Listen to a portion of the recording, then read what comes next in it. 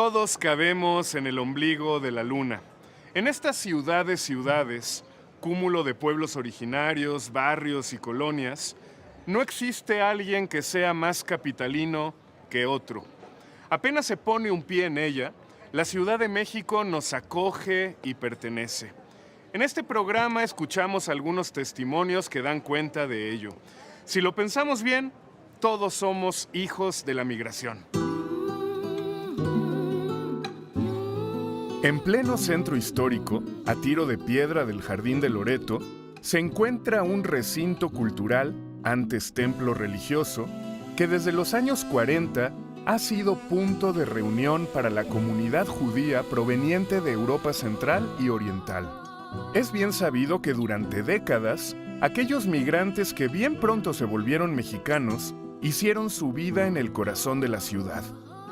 Desde 2009, y tras una magnífica restauración, la sinagoga histórica Justo Sierra mantiene sus puertas abiertas para todo aquel que desee conocer sus historias. Mónica, ¿por qué no comenzamos por el principio? ¿Quiénes son los judíos? Uy, qué pregunta. Es que los judíos, mucha gente piensa que los judíos o que ser judío es una cosa única que quizás tiene que ver con una religión, con la creencia en un solo Dios, y ahí es donde empiezan los problemas.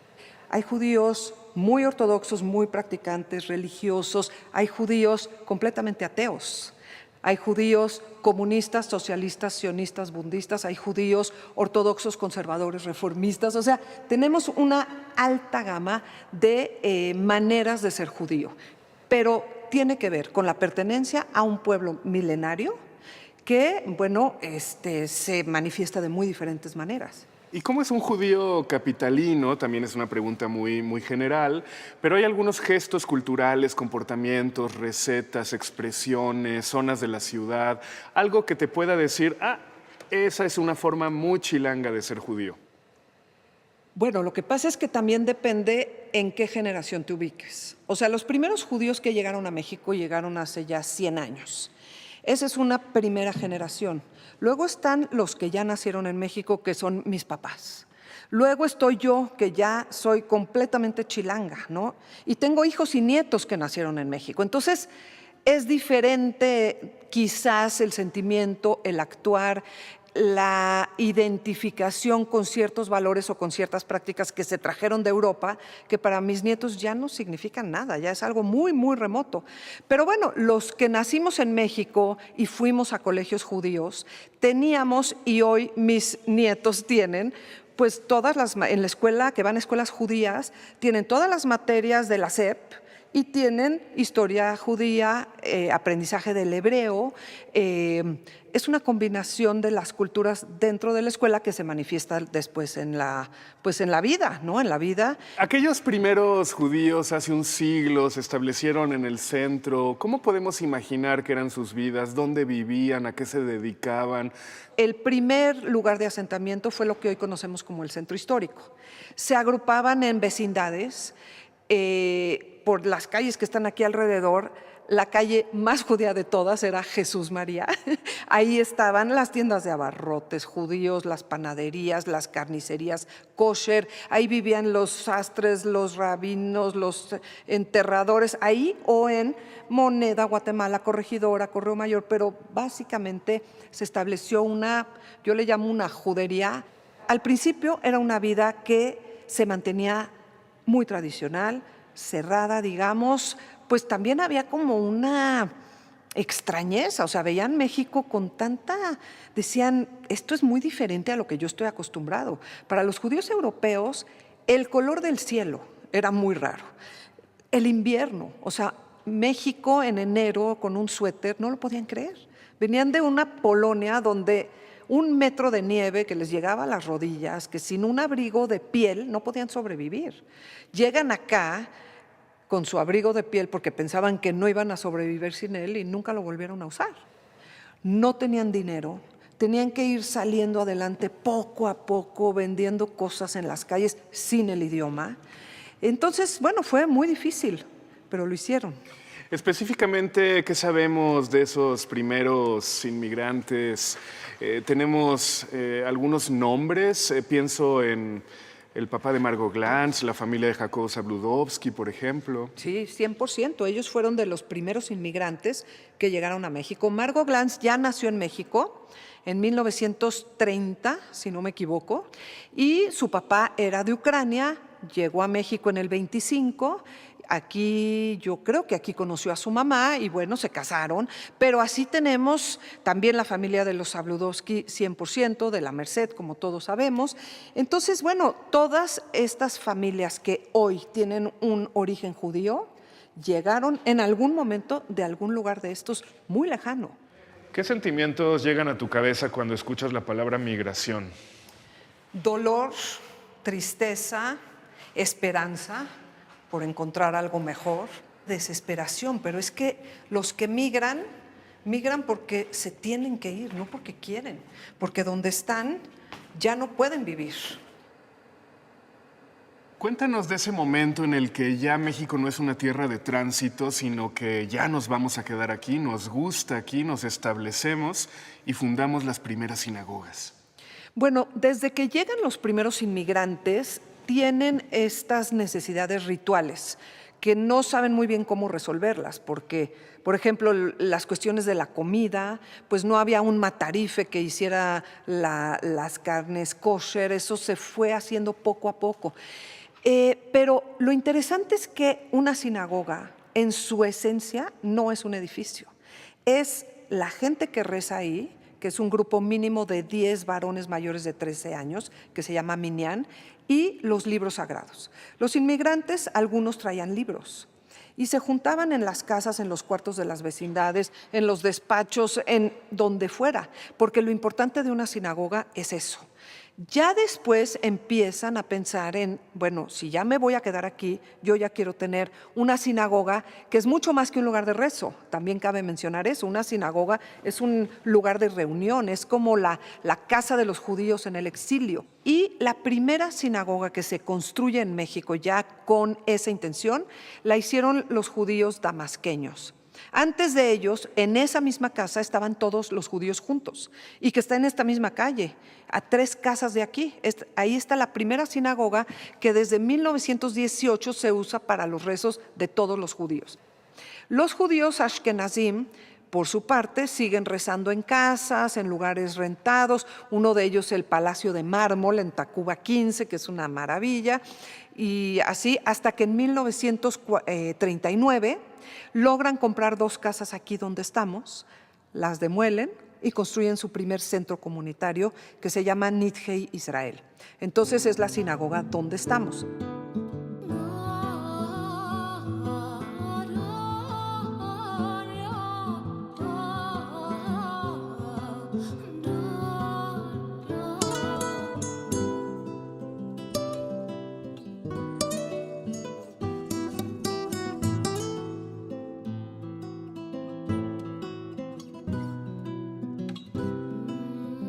Bueno, pues esta sinagoga se inauguró en 1941, que es un año muy fuerte porque estaba ocurriendo el Holocausto y muchos de los que ya estaban aquí tenían familia allá y de repente ya no había cartas, no sabían muy bien qué estaba pasando.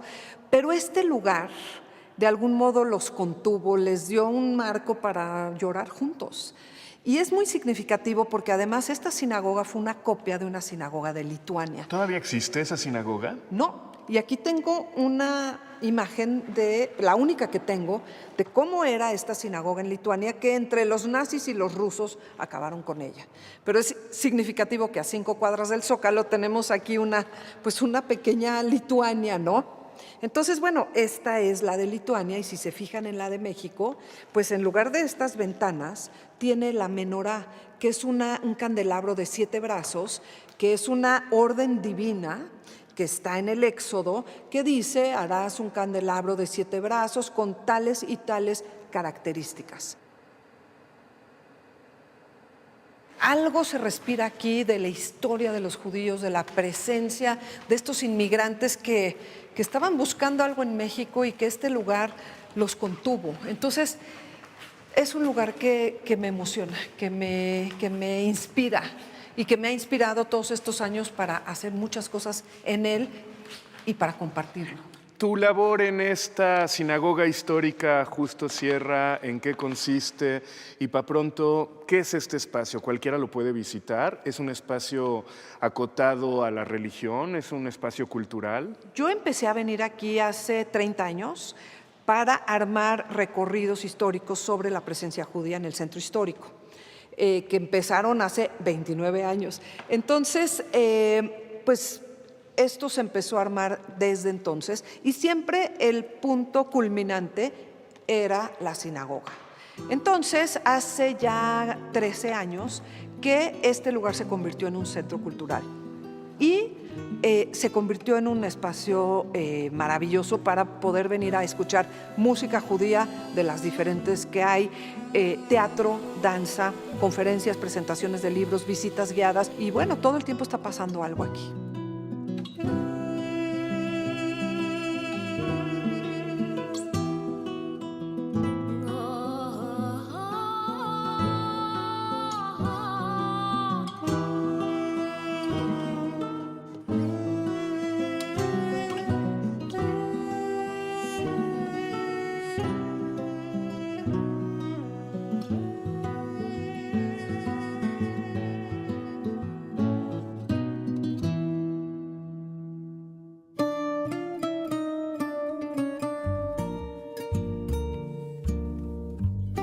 Quizá lo más increíble de lo que nos platica Mónica es que aún tenemos la oportunidad de escuchar a capitalinos que vivieron tales historias, como es el caso de esta entrañable mujer de ascendencia sefardí, nacida en Marruecos, que nos recibe en la calidez de su sala.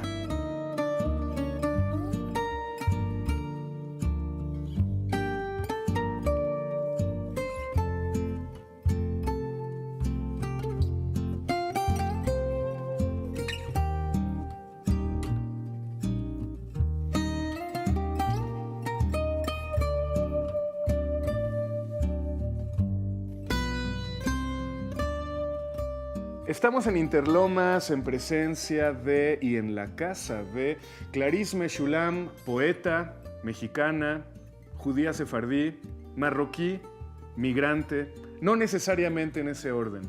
Las identidades no tienen por qué competir entre sí. Vamos a hablar acerca de tu vida, Clarisse. Tú naciste en Casablanca, en Marruecos, ¿y a qué edad se vinieron a México? Yo nací en el año 1943, durante la Segunda Guerra Mundial, en un bombardeo justamente. Mi mamá tuvo que dar a luz con luz apagada, un trapo tapado en la boca, abajo de la mesa del comedor, y mi papá con mis hermanos en el refugio. Y en ese momento nací yo, y cuando decidieron venir ya era el 1945. Tú hablabas en judeo-español con tu familia. ¿Qué es el judeo-español? El judeo-español es una mezcla de castellano con hebreo. Es una mezcla, porque en España pues había tres culturas, la cristiana, la judía y la musulmana. Entonces, ese español es una mezcla, el verdadero, el puro, le dicen el español antiguo.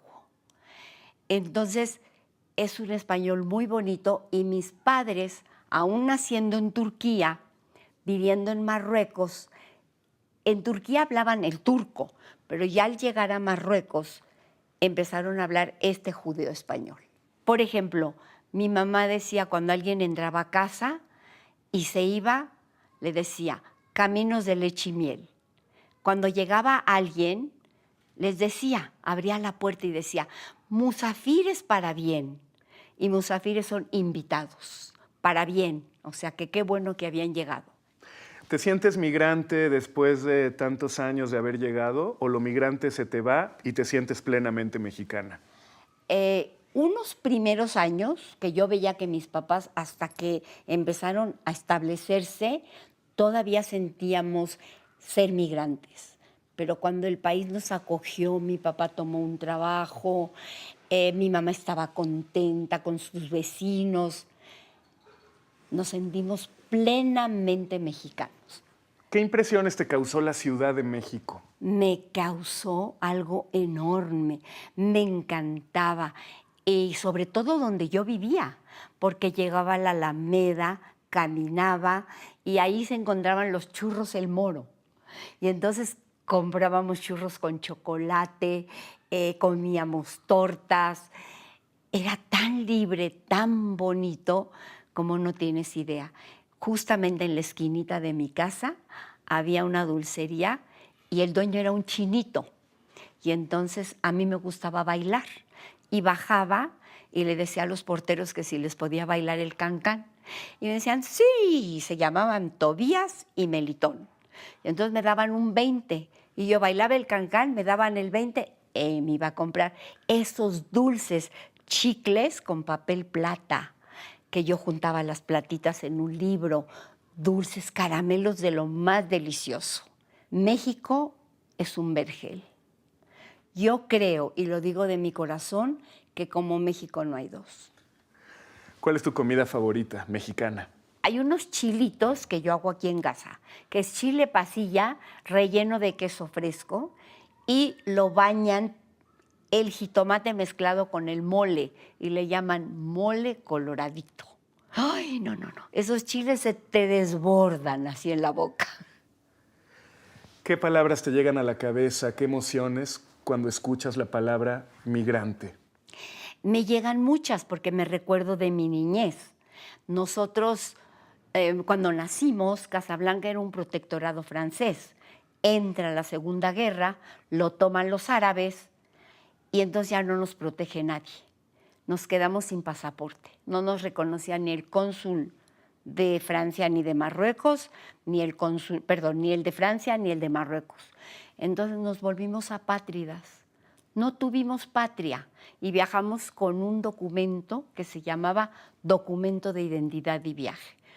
Y yo no tuve pasaporte hasta que me casé con un hombre querido, muy querido mío, mexicano, y tuve un hijo mexicano. Y fue cuando tuve un pasaporte.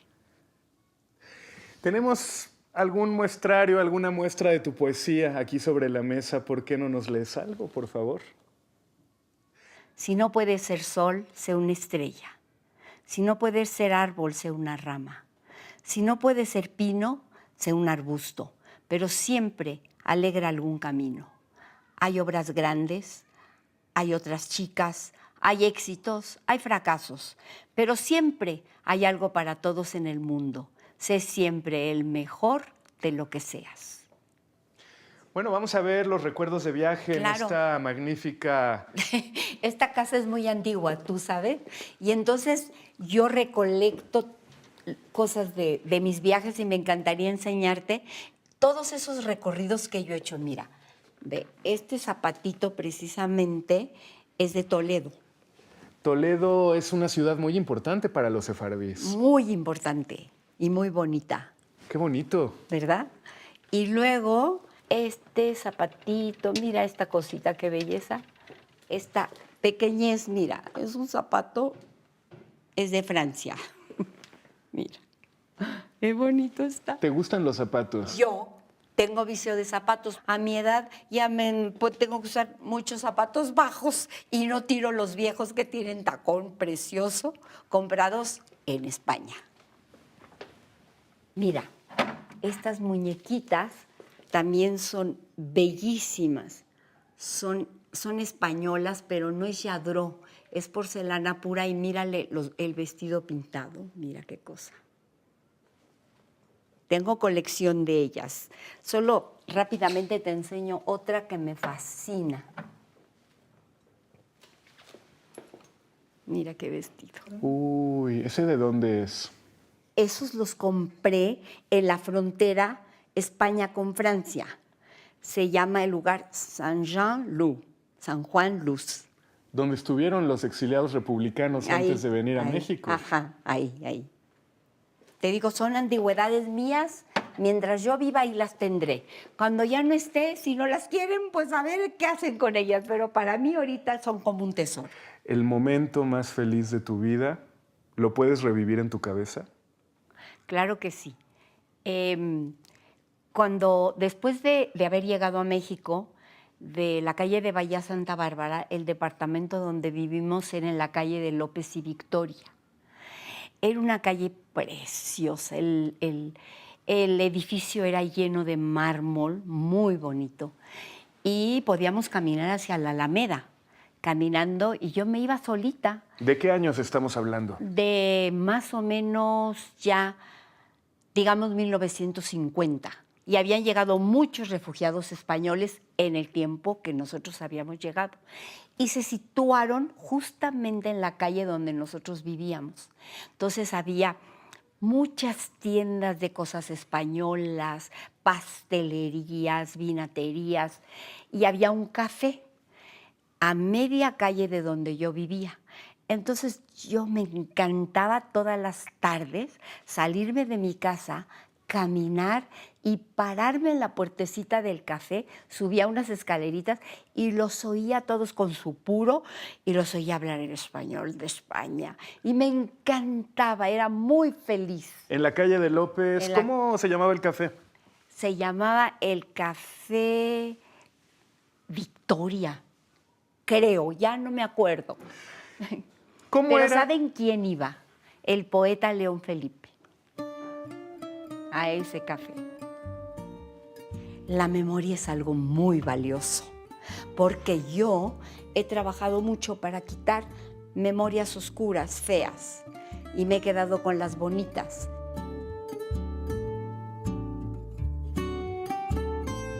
La memoria no queda intacta luego de tantos años, pero a veces es cosa de darle una ayudadita.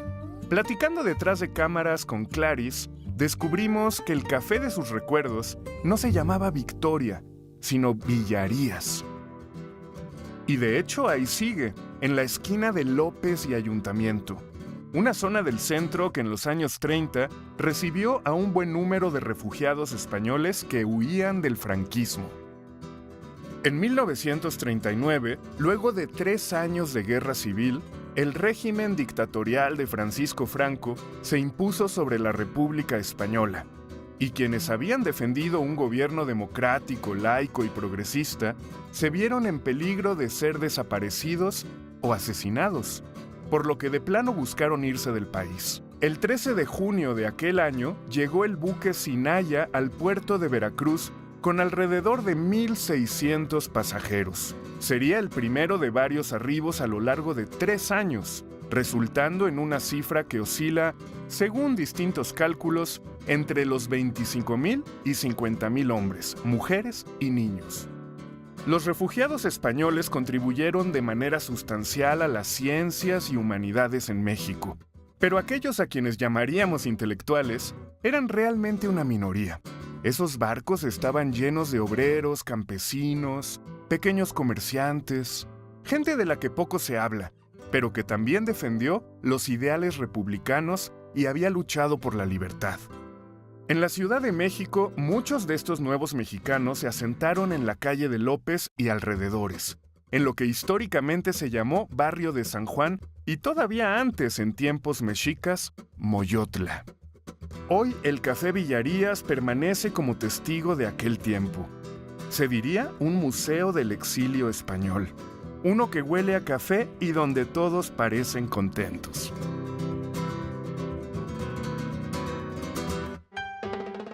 Juan Paco Urrusti, documentalista, estamos en el célebre Café Villarías, embajada de la República de España. Hay una frase de Ortega y Gasset que dice que el hombre no tiene naturaleza, lo que tiene es historia. Más que preguntarte por quiénes eran, cuál era la naturaleza de los exiliados republicanos a finales de los años 30 que llegaron a la Ciudad de México, yo te preguntaría, ¿cuál fue su historia? Pues mira, historia es un tejido, ¿no? Y ellos ya venían de un tejido de muchas nacionalidades, de muchas culturas, porque España es también un país muy diverso culturalmente. Entonces, pues ahí estuvieron los romanos, los moros, los mozárabes, en fin. Muchas culturas pasaron por allá, un abanico también de ideas políticas, porque aquí vinieron socialistas, demócratas, comunistas, anarquistas. Entonces era muy complicado, ¿no? Muy rico, como es rica pues, la península ibérica, ¿no? Pues sí se vino de lo mejor que había en España.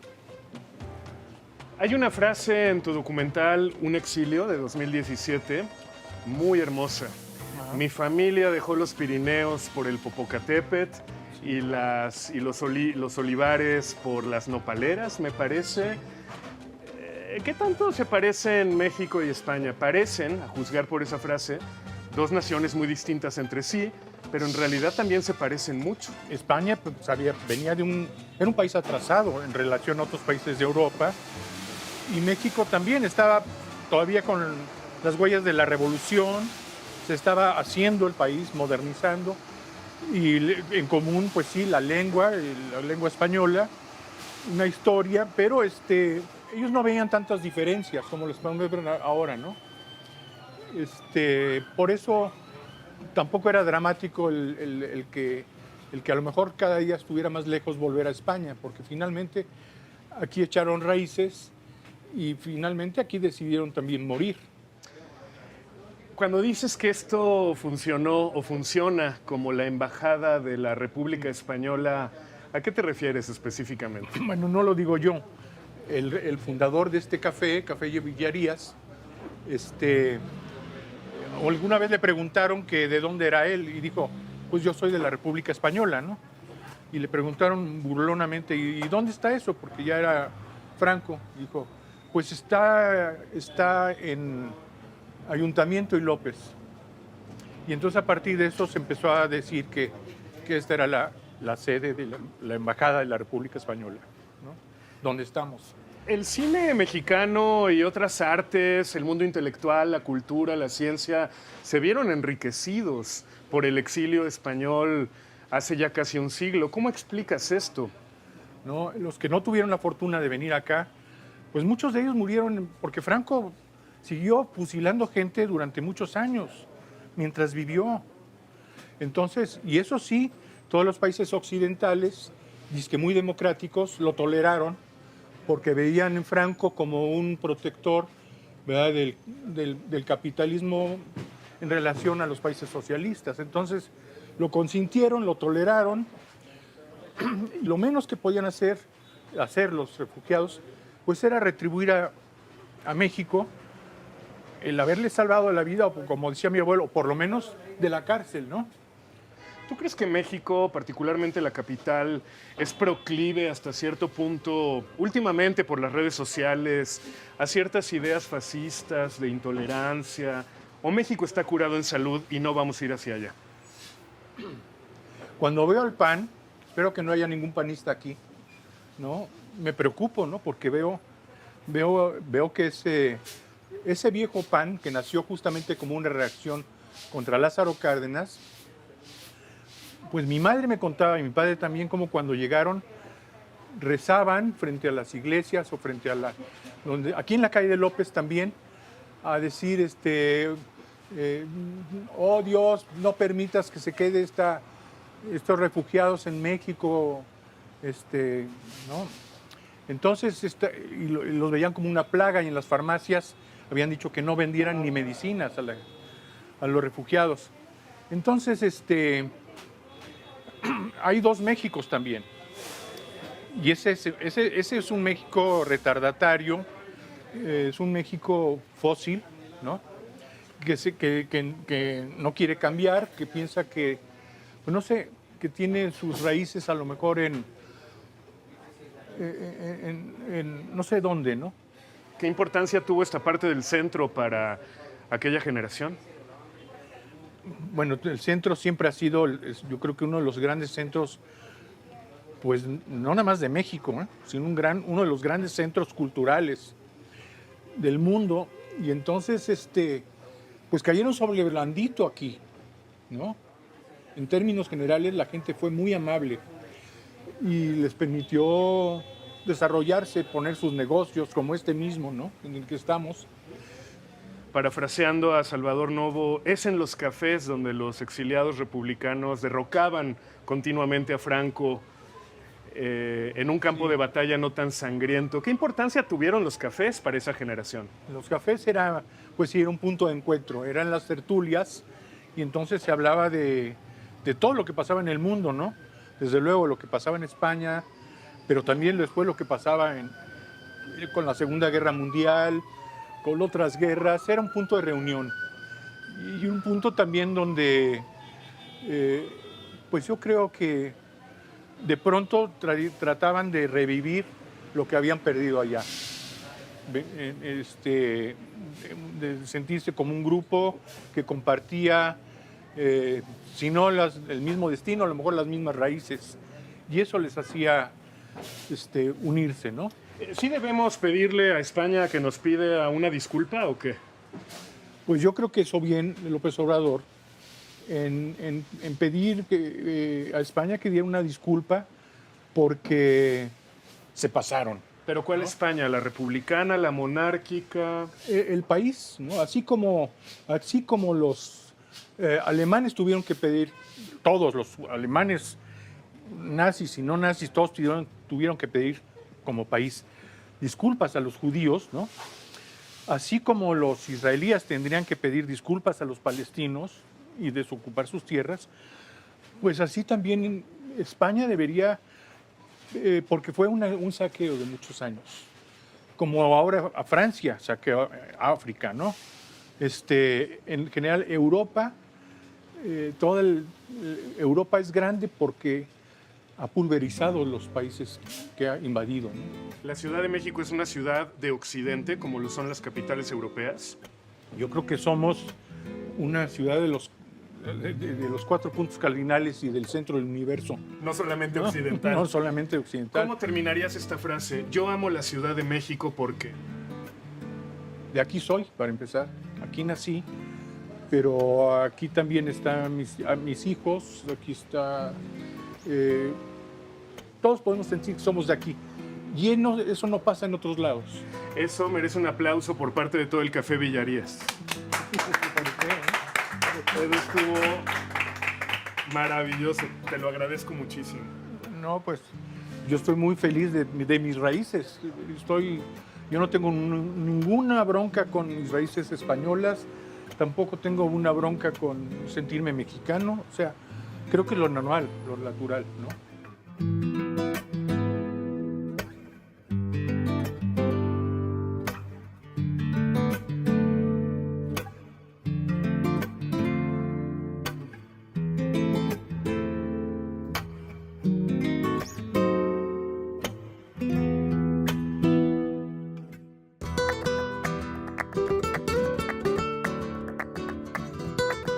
López es la calle que mejor huele en el centro histórico de la Ciudad de México.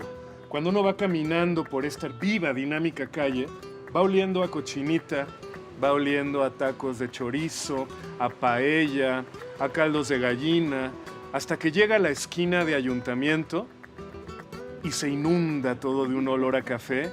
¿Cómo describirías este olor? ¿Cómo nos lo podemos imaginar alguien que nunca ha estado en esta esquina? Pues los clientes llegan solitos por el aroma, así a 3 calles llegan hasta aquí. Y el cliente que llega ya se regresa, ya no se va, aquí se queda. Desde el año 1942 se fundó. Lo fundó mi suegro, la familia con 5 hijos. Estuvieron en Veracruz 3 años, cuando huyeron de España. Estuvieron 3 años en Veracruz y decidieron venir a la Ciudad de México y desde entonces existe este café. ¿Quién es Lázaro Cárdenas para tu familia? Pues el tata de los españoles. Lo adoramos, lo adoramos. Aquí le tengo en todas partes, en todas partes. De hecho, cuando mi esposo fue presidente del Centro Republicano Español, esta estatua la llevaron a un parque, ahí está, en un parque de Madrid.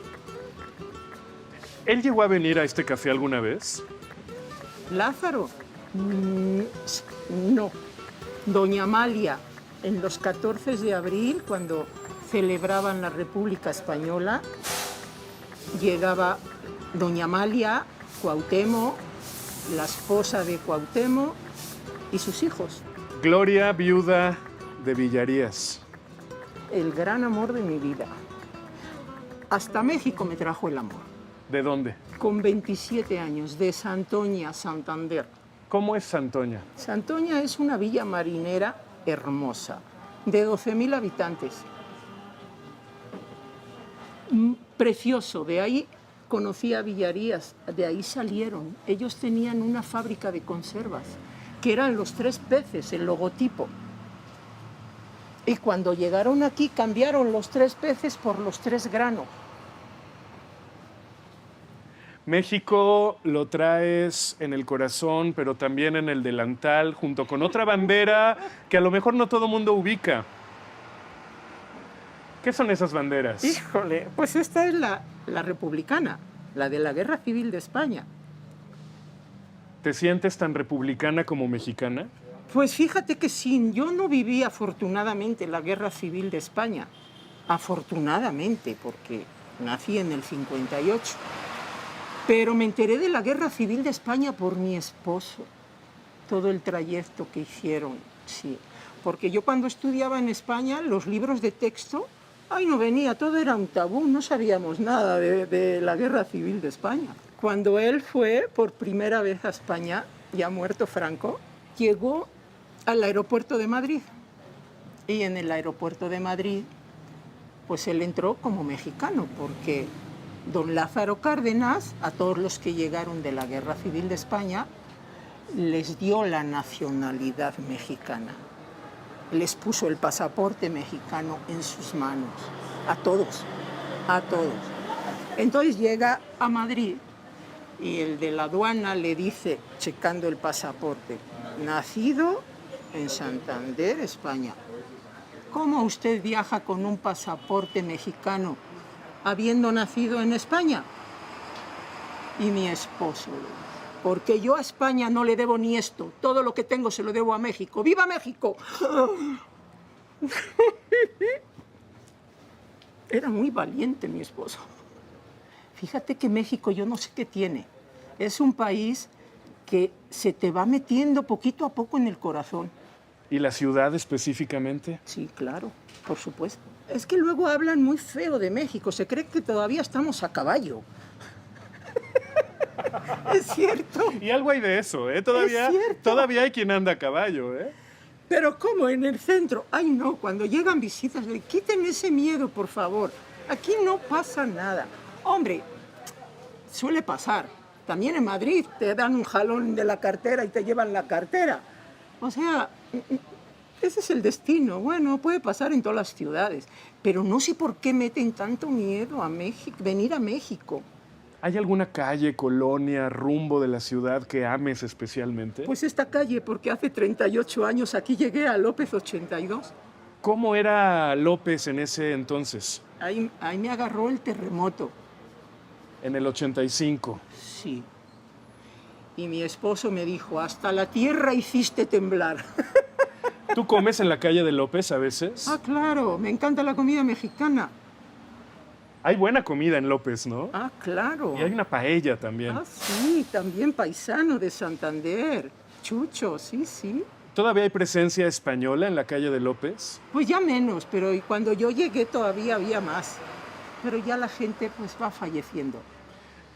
Si tuvieras a Lázaro Cárdenas enfrente, tienes 20 segundos para hablar con él, ¿qué le dirías? Pues agradecerle todo lo que hizo por los que llegaron de la Guerra Civil de España. Si tuvieras a Franco enfrente, ¿qué le dirías? ¡Hijo de puta! Si tuvieras a la nación mexicana delante, ¿qué le dirías?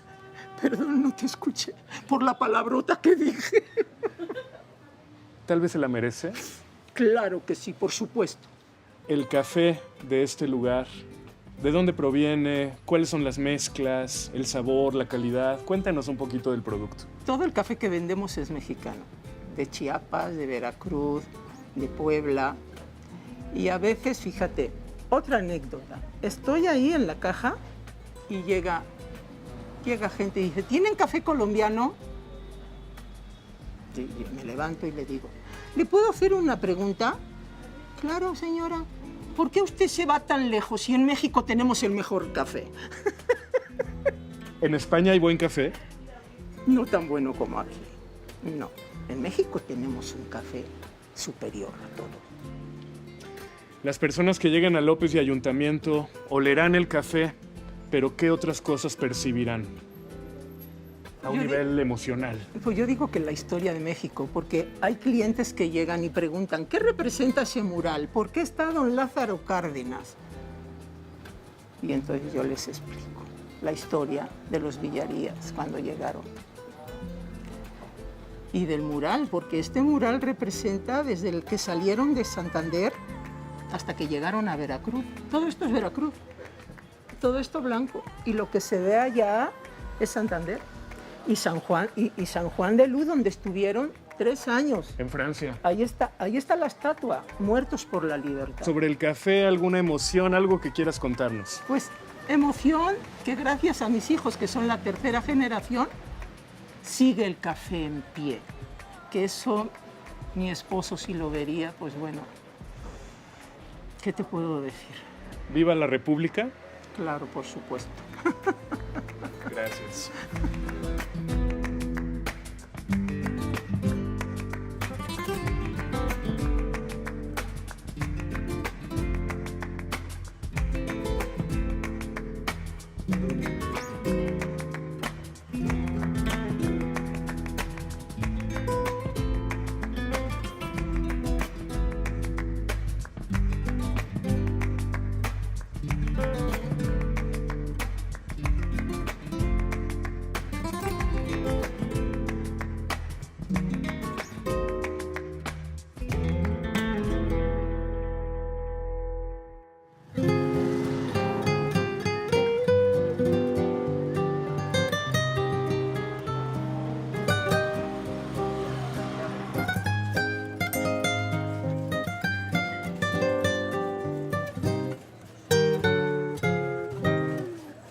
A espaldas del Palacio Nacional, los capitalinos tenemos una especie de embajada oaxaqueña no oficial.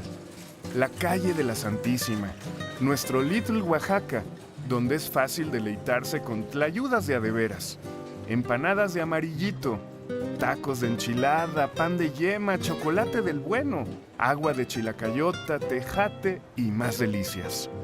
Pero más que comida, lo que uno encuentra aquí son historias de vida de migración nacional, la más constante de todas.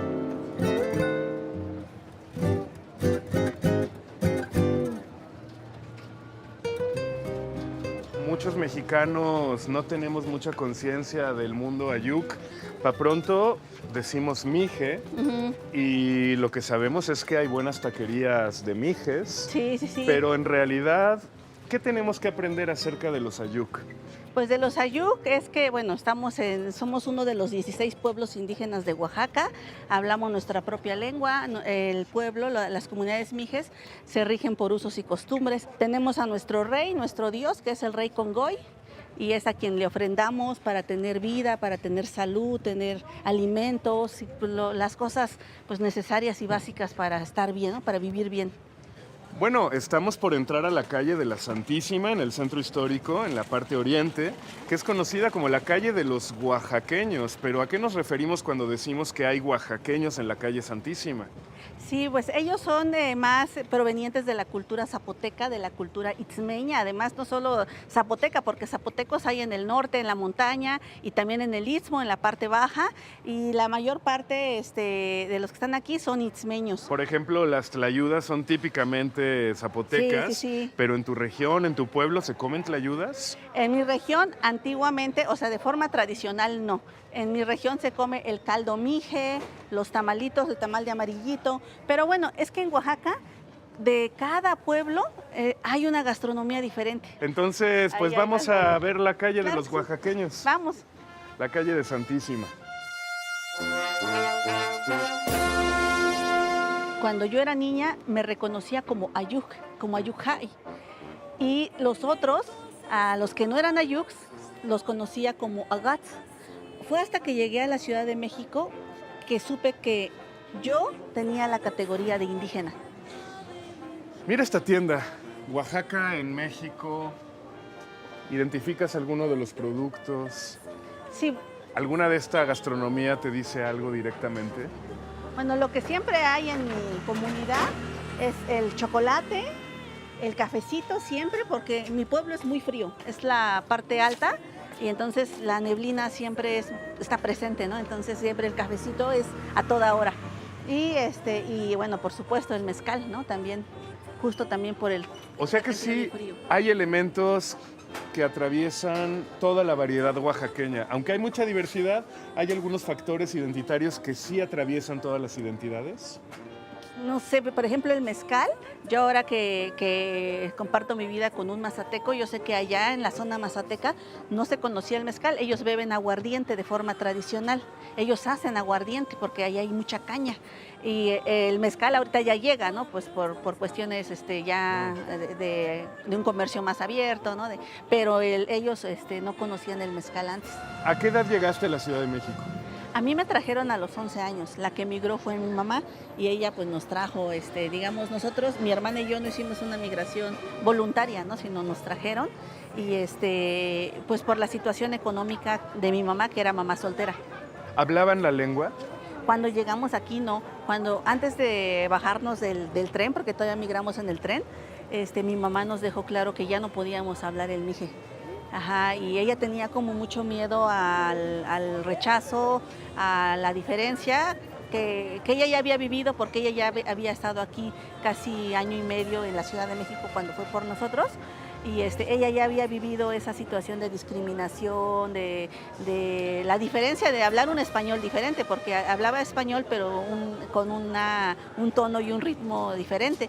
Entonces nos dijo, a partir de ahora donde vamos, no vamos a hablar más mije, ni vamos a mencionarlo. Y así fue como crecimos muchos años, como 6 años, como que hicimos omisión de lo mije, hasta que yo tenía ya como 16 años.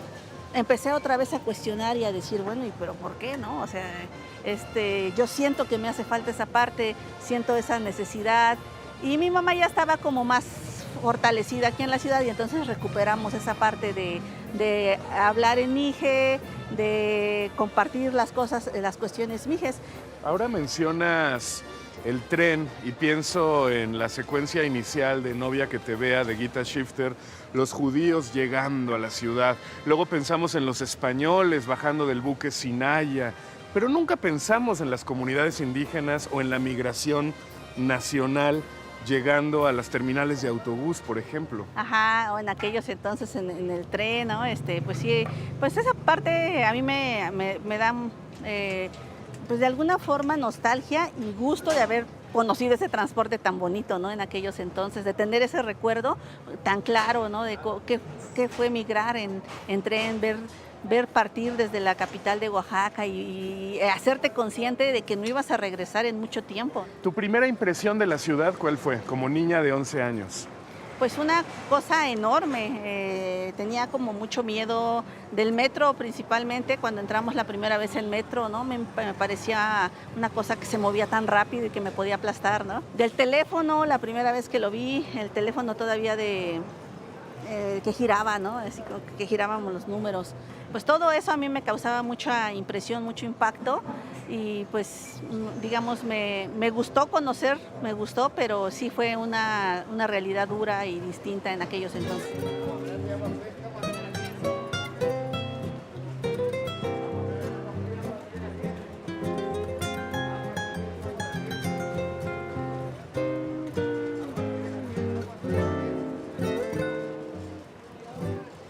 Aquí es Oaxaca, se llama este negocio. ¿De qué parte de Oaxaca? Santa María del Tule. Eso es zapoteco.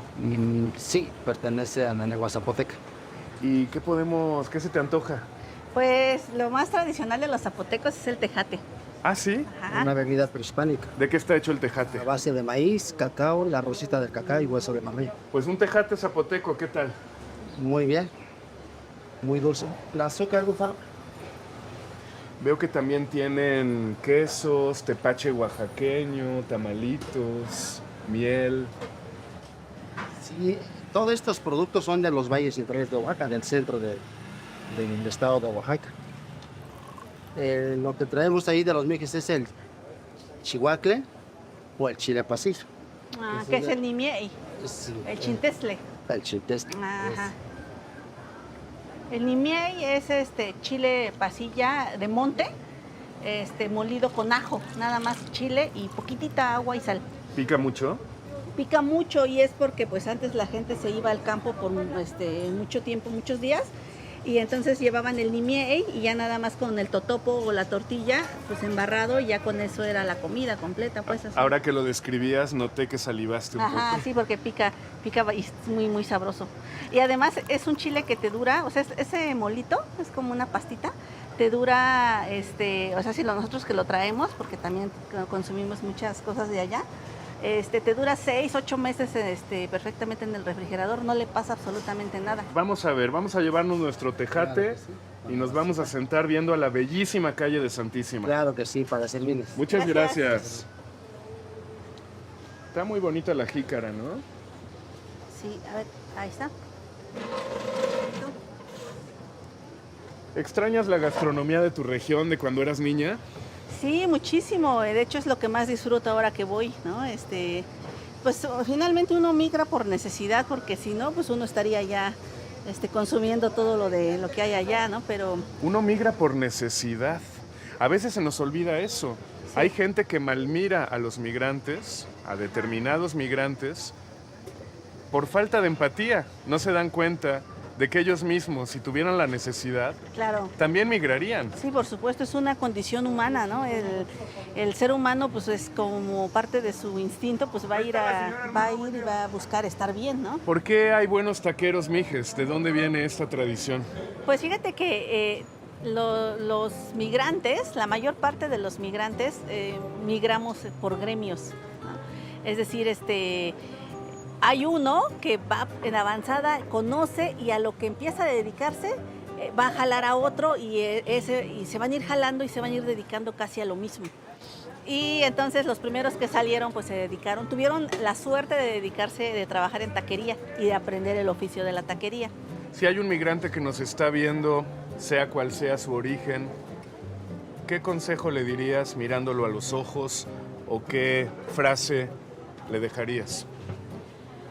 Pues yo creo que el único consuelo que tenemos es saber que todos tenemos el derecho a migrar y que las divisiones políticas las inventó el hombre, porque pues, la tierra es de todos, ¿no? Y no debería de haber ese límite de hasta acá puedes y hasta allá no.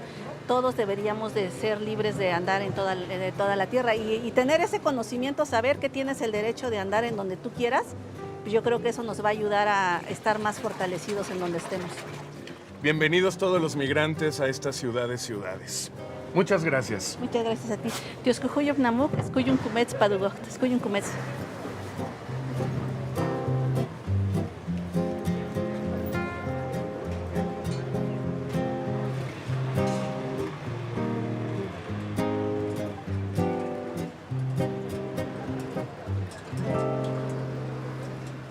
¿Cuál es la identidad de la Ciudad de México? Siendo un lugar tan diverso, esta es una pregunta difícil de contestar, pero la palabra migración debería estar incluida. Por eso el capitalino es siempre tan abierto y solidario. Nuestra ciudad es un puente hacia las más diversas culturas. Y lo mismo huele a huevos a la turca, que a café recién molido, que a tlayuda. Y por supuesto, también a arepas, a carne desmechada, a cerveza de Malta, entre otras delicias sudamericanas que podemos encontrar aquí en el mercado de Medellín. Qué buena noticia que todos quepamos en el ombligo de la luna.